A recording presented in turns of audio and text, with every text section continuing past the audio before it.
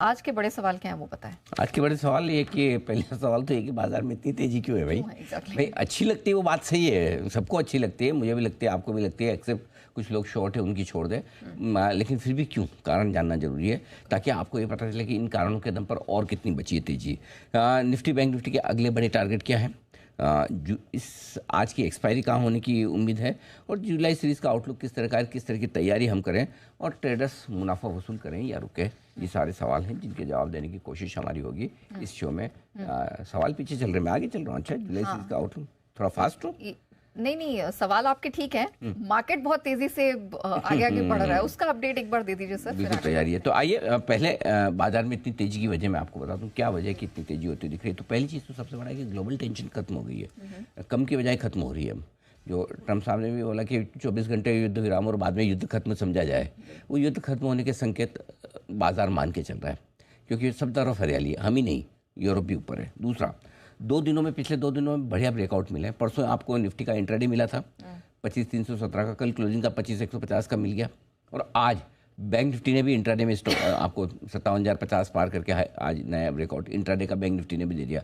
और अगर bank Nifty भी 56,850 के ऊपर बंद हो जाए, जो कि होना चाहिए, तो आज डबल ब्रेकआउट बैंक निफ्टी का भी तैयार, जोर से हो गया मेरे को खुद को लगी एक्चुअली कभी कभी जोश में तो आज डबल ब्रेकआउट आपका निफ्टी बैंक का भी हो सकता है, करेक्ट। तो ये है। अब इसकी वजह क्या है, पहली चीज़ तो एफआईएस की इंडेक्स लॉन्ग पोजीशन 23% पे अभी तक भी पड़े हुए हैं। सब कुछ ठीक होने के बावजूद इनको काटना है, तो आज कट रहे हैं, तो शॉर्ट कट रही है, इसमें कोई डाउट ही नहीं है। एक्सपायरी के पहले ठीक अच्छी खासी शॉर्ट कवरिंग एफआईएस की तरफ से, और शॉर्ट कवरिंग के साथ साथ खरीदारी भी है, क्योंकि साइड लाइन पर बैठे हुए लोग अब खरीदेंगे, उनको सब पता है। अब आखिरी बहाना आपके पास एक ही बचा था कि युद्ध खत्म हो जाए, फिर अब नया बहाना लोग ढूंढ रहे हैं, वो ये कि कंपनी की कमाई आएगी कि नहीं आएगी। आएगी बराबर है, अब वो इस क्वार्टर की आएगी या सितंबर क्वार्टर की आएगी या दिसंबर की, जिस भी क्वार्टर में आएगी उससे पहले भाव फिर ये नहीं मिलेंगे। जिस क्वार्टर का आप इंतजार करोगे, मैं तो इस क्वार्टर के रिजल्ट देख के खरीदूंगा, तो फिर पता चला कि निफ्टी आपको 28 और 30 हज़ार में लेना पड़ रहा है, जब तक कमाई ठीक आ रही है। मार्केट पहले डिस्काउंट कर लेता है। सो आपका मेरा व्यू हो सकता है कि हफ्ते 2 हफ्ते, महीने 2 महीने के लिए पैसा लगाएं, लेकिन जिस फंड मैनेजर को ये लगता है कि इस तिमाही में नहीं सही, सितंबर भी छोड़ दो, चलो दिसंबर क्वार्टर से रिजल्ट आने शुरू होंगे, अगर मैक्रो एनवायरनमेंट आपका बढ़िया है, सारे फैक्टर ठीक है, तब रिजल्ट आने लगेंगे, तो तब तक मार्केट तो पहले चल जाएंगे। फिर क्या करोगे आप, तब आके उस भाव में लोगे, फिर आपको वैल्यूएशन महंगे लगने लगेंगे। तो कुछ न कुछ तो आपको रिस्क लेके ही करना पड़ेगा, तभी आप तेजी कर पाएंगे। सो ये सारी चीज़ें, और टेक्निकली आज चूँकि मंथली एक्सपायरी का दिन है, मंदी करने वाले ट्रेडर्स और कॉल राइटर्स फंस गए, वही तेजी बढ़ा रहे हैं। मैं सुबह से कह रहा हूँ, तेजी करो मत करो, मंदी मत करिए, शॉर्ट मत करिए। आज बोला भी कि जिसको प्रॉफिट बुक करना है एक अलग बात है, शॉर्ट तो बिल्कुल भी नहीं करना है, और जो शॉर्ट करेगा वही तेजी को बढ़ाने का काम करेगा। सिंपल सी चीज़ ये है। ठीक है, लेकिन अब निफ्टी बैंक निफ्टी में क्या सर, अगले बड़े टारगेट क्या? 25,625, 25,800 ये निफ्टी का मेरा अगला टारगेट है। और बैंक निफ्टी 57,100 के ऊपर अभी निकल कर टिक गया, तो बैंक शाबाश 150 के ऊपर चला गया, बेलगाम घोड़ा, वो ग्रीन और वाइट वाला लाइए। हाँ, ये मेरी सबसे फेवरेट पिक्चर है निफ्टी का, बेलगाम। नहीं, हाई वाला नहीं, हाई तो बनते रहा, बेलगाम। हाँ, ये तो अब ये 57,500 और 58,000 के तरफ बढ़ा है। वहाँ 2 छोटे बीच वाले स्टॉप होते हैं ना, जो एक्सप्रेस ट्रेन जाती है उसमें बड़े बड़े स्टेशन वाले, तो ये बड़े स्टेशन वाले बीच के स्टॉप हैं। इसके आसपास कहीं रुकेगा दोनों। और बैंक निफ्टी ने भी आज ब्रेकआउट दे दिया आपको। मेरा ये समझना है कि निफ्टी अब 24,950 और बैंक निफ्टी 56,000, ये 2 आपके स्टॉप लॉस के लेवल हो गए एकदम शॉर्ट टर्म के ट्रेड के लिहाज से। ओके, चलिए, तो स्टॉप लॉसेस और अगले बड़े टारगेट्स हमारे सामने। आपको पता है कि भारतीय बाज़ारों में अभी क्या कुछ चलता हुआ नज़र आ रहा है, लेकिन कुछ दिनों पहले ही आपने सुना होगा कि क्या भारतीय बाज़ार 20,000 जाएगा।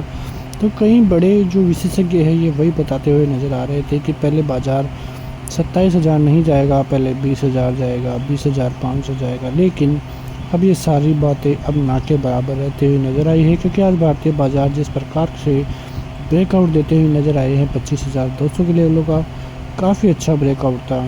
उसके बाद आज आपने देखा कि बाज़ार 25,500 का स्तर भी तोड़ते हुए नजर आए। तो भारतीय बाज़ारों की तरफ से अच्छा खासा ब्रेकआउट है। करीब 1.5 से 2 महीने का कंसोलिडेशन भारतीय बाज़ारों ने आज पार किया है। आने वाले दिनों में भी भारतीय बाज़ार की इसी प्रकार से तेज़ी की संभावनाएं बनी हुई हैं, क्योंकि ऐसी कोई खबर नहीं है जिसकी वजह से भारतीय बाज़ारों में कोई बड़ी गिरावट देखने को मिले। जियोपॉलिटिकल टेंशन जो कि इजराइल और ईरान में युद्ध था, वो करीब करीब ख़त्म होने को है। और ये सभी चीज़ें भारतीय बाज़ारों के लिए काफ़ी पॉजिटिव है, क्योंकि क्रूड ऑयल का सस्ता होना वो भारतीय बाज़ारों के लिए काफ़ी पॉजिटिव है। और जिस प्रकार से अभी भारतीय बाज़ारों के हालात चल रहे हैं, आरबीआई गवर्नर ने जो संकेत दिए थे भारतीय बाज़ारों के लिए, रेटें हैं उन्होंने कम की थी ब्याज दरों को, तो ये सभी चीज़ें भारतीय बाज़ारों के लिए काफ़ी पॉजिटिव थी। उनका असर पहले देखने को नहीं मिला था, लेकिन अब रिज़ल्ट का, उन सभी चीज़ों का और जिस प्रकार से भारतीय अर्थव्यवस्था चलती हुई नज़र आ रही है, ये सभी चीज़ों का इम्पैक्ट अब धीरे धीरे भारतीय बाज़ारों में पड़ेगा। और ये सभी चीज़ें देख रहे हैं एफआईआईज।